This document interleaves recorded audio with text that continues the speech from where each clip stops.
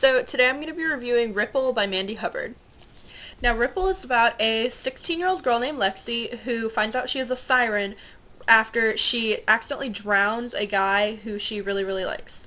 Now, for anybody who doesn't know what a siren is, basically they're a little bit like a mermaid, except when they swim, they sing a song, and the song makes men go into the water and drown themselves.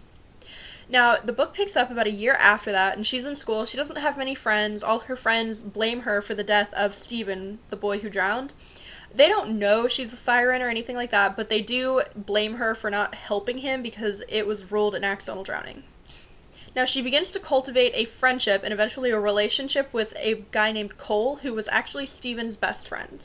Things seem to be going pretty well for them until she meets another guy who comes to her and tells her that he has a secret way of getting rid of her curse. All they have to do is fall in love.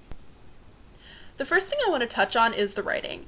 Now, Ripple is only about 280 pages long, and with shorter books like that, sometimes I find what can happen is they can be a little bit slow, and then right at the end, the author just packs a ton of stuff into it, and it's overwhelming. Or sometimes you feel like there isn't enough story there, but with Ripple, I definitely did not have that problem. I felt like the pacing was perfect. It got me hooked right away. It kept me hooked all the way through.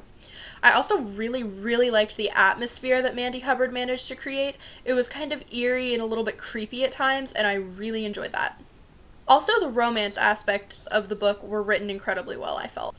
Next, I want to talk about the characters. Now, I found Lexi, the main character, to be a little bit forgettable, actually. She was pretty generic, nothing really that special, but one thing she didn't do was get on my nerves, which is great. A lot of young adult female characters just absolutely drive me insane.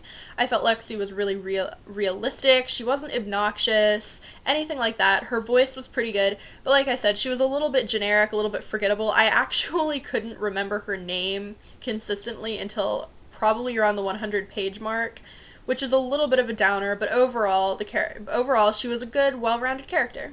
The next characters are Cole and Eric, which are the two main love interests in the book. And again, I find with YA romance, especially YA fantasy romances, sometimes the male characters can be a little bit of jerks. Even if even if you root for the relationships and everything, sometimes they are just really obnoxious. They're dark and secretive and keep things from the female character when they almost don't even need to, and Eric and Cole were nothing like that. Both of them were open and caring and really great. They were more of the kind of guy that I would actually like, as opposed to some brooding, shadowy guy that just sits over there in the corner all the time. Not that they aren't great sometimes, but it is refreshing to read a fantasy book that has nice male characters. Nice, happy, open, not really all that troubled or anything like that. I thought they were great. Some of the other side characters, Sienna mainly, which is Lexi's best friend, I felt she was really, really paper thin and kind of two-dimensional, and I didn't really like her that much. She wasn't obnoxious or annoying. I'm probably using those words a lot, I'm sorry. Anyways, she wasn't she didn't grate on my nerves or anything, but again, she was just kind of there. I felt like the only purpose for her was to further the plot along, and even then, she probably wouldn't even have been a necessary character, but she isn't in there very much, and I don't really think that's a very big deal.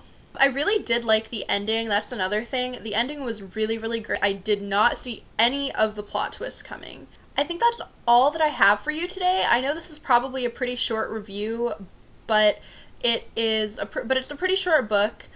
I gave it 5 out of 5 stars on Goodreads, and I would absolutely recommend this to just about anybody. Thank you for watching. Bye.